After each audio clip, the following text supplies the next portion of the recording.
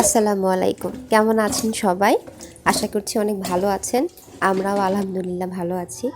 এগুলো দেখেই বুঝতে পারছেন কচুরমুখী ঘাটি করব আজকে। এর জন্য সিদ্ধ দিয়ে দিলাম, আর এদিকে মাছের মাথা দিয়ে ঘাটি করব। মাছ, আদা, রসুন, জিরা বাটা, লবণ, হলুদ, মরিচের গুঁড়া, সয়াবিন তেল আর একটা তেজপাতা দিয়ে মেখে চুলায় বসিয়ে দিব অল্প একটু পানি দিয়ে। কচু সিদ্ধ করে এখানে ছেনে নিয়েছি।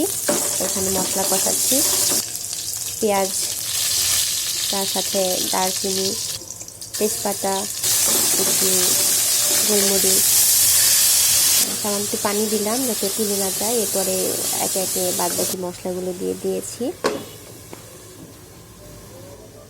মাছের যে মশলাগুলো, ওই মশলাগুলো অল্প পরিমাণে দিয়েছি। আদা, রসুন, জিরা বাটা, লবণ, হলুদ আর মরিচের গুঁড়া। এখন মশলা কষানো হয়ে গেছে, এই কচুগুলো আমি দিয়ে দিচ্ছি।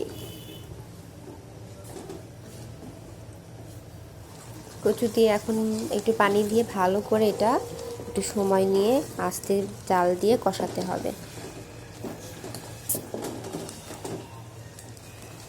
এই পর্যায়ে সবসময় নাড়াচাড়া করতে হবে, কারণ নিচে লেগে যাওয়ার সম্ভাবনা বেশি। এই যে মাছটা একটু কষিয়ে রেখেছি, এখন মাছটা আমি দিয়ে দিব। মাছ দেওয়ার পরে আবার এটার সঙ্গে খানিকক্ষণ কষাবো।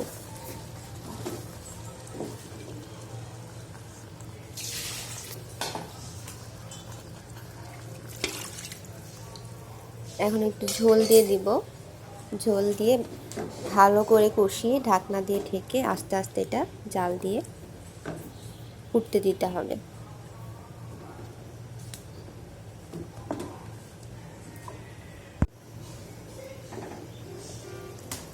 এই তো খানিকক্ষণ জাল করার পরে প্রায় পানিটা শুকিয়ে এসেছে। আরও কিছুক্ষণ নাড়াচাড়া করব। একটু আস্তে জাল দিয়ে রান্না করছি।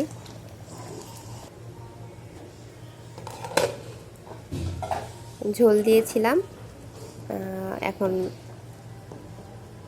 আবার বলক চলে আসছে।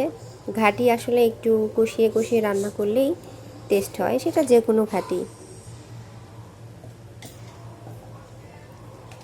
আবারও আমি ঢাকনা দিয়ে ঢেকে কিছুক্ষণ জাল করব।